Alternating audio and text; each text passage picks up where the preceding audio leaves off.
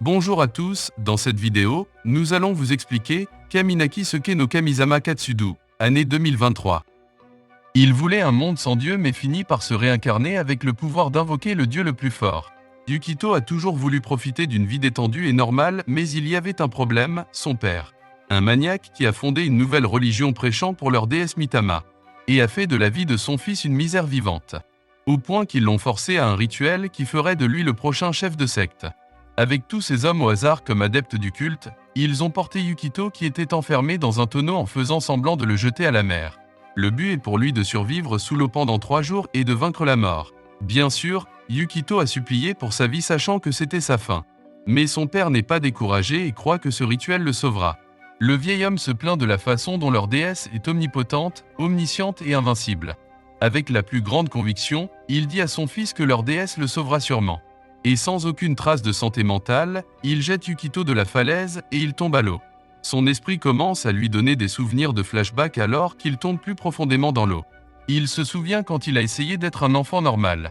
Jouer avec des animaux et se promener avec des amis pour être dérangé et emmené par les adeptes de la secte. Le culte a détruit sa vie, ils l'ont forcé à endurer la solitude car personne ne voulait être près de lui à l'école. Ils ont essayé de le tuer littéralement, en le brûlant presque vif, et en se faisant battre violemment par son père, l'ont forcé à prendre la force d'une cascade. En bref, il n'a jamais été censé profiter de la chance et de la paix dans cette vie. Et ainsi, alors qu'il commence lentement à perdre connaissance, il fait son dernier souhait. Si leur déesse Mitama existe vraiment, il veut qu'elle le laisse renaître dans un monde sans Dieu ni religion. Heureusement, Yukito se réveille après avoir été sauvé par une fille nommée Alural. Elle promet de prendre soin de lui jusqu'à ce qu'il récupère complètement et mentionne qu'elle travaille au restaurant du village.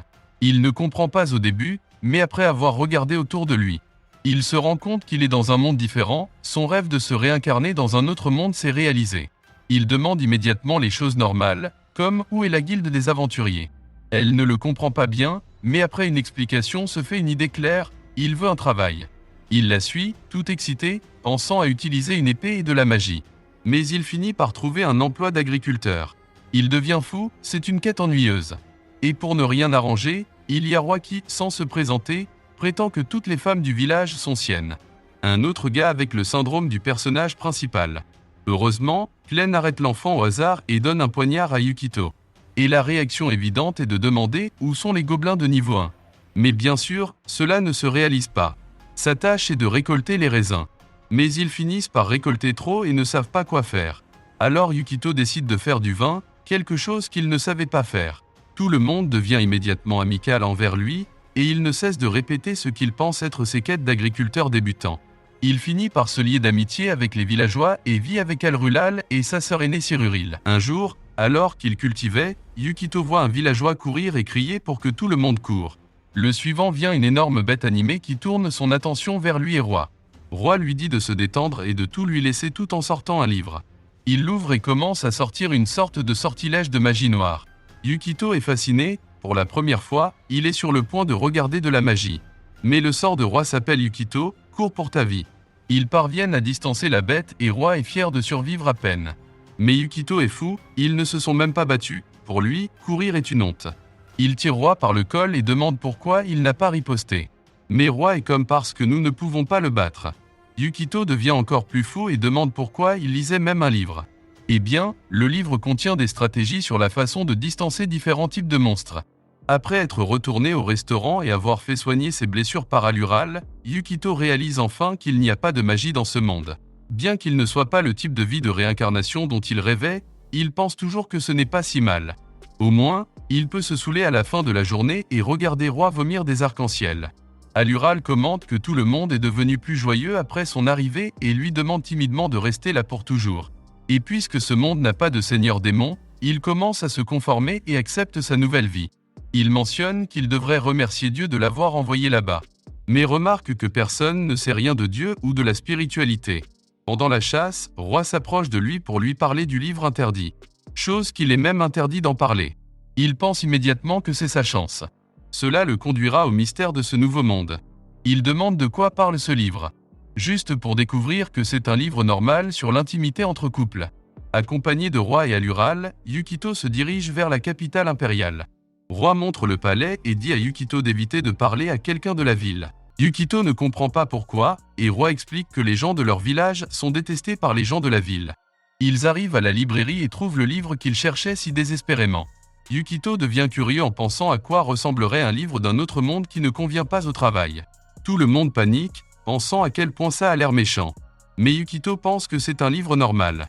Alural est la seule à s'amuser, car elle a trouvé un livre plus avancé que celui qu'elle a actuellement. En revenant, il découvre une concentration de personnes. La curiosité de Yukito l'emporte sur lui et le vérifie.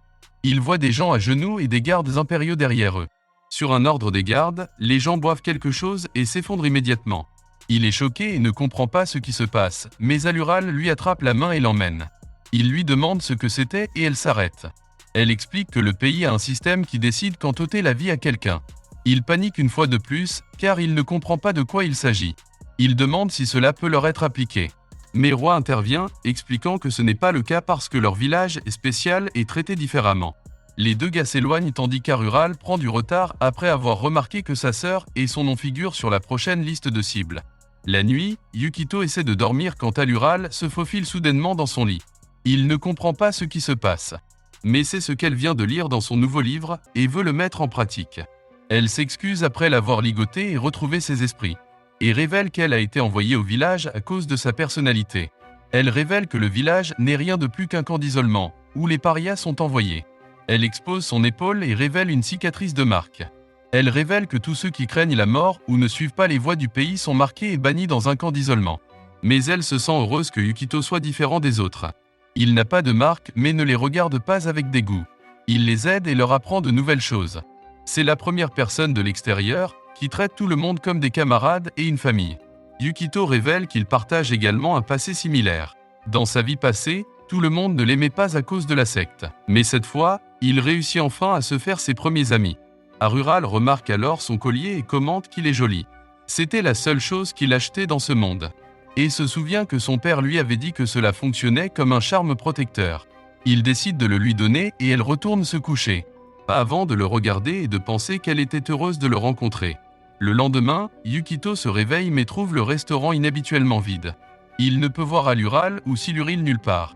Il pense qu'ils l'ont fermé pour la journée et vérifie à l'extérieur. Là, il voit Roi allongé sur le sol après avoir été battu en masse. Il vérifie son ami tout de suite et demande ce qui s'est passé. Roi révèle que les sœurs ont été prises et explique en profondeur le système impérial. Les gens normaux sont chargés de répondre à leurs fins et ils s'y conforment. Mais les gens de leur village ne sont pas invités à le faire, leurs vies sont prises de force. Et aujourd'hui était le jour des sœurs pour rencontrer leur fin. Il s'excuse auprès de Yukito, mais notre garçon ne tient pas en place. Accompagné de Klen, il se précipite vers la capitale où Alural n'arrive pas à croire qu'elle vient d'assister au dernier souffle de sa sœur.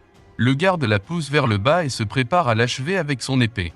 Mais Yukito arrive en style, dans sa première véritable aventure.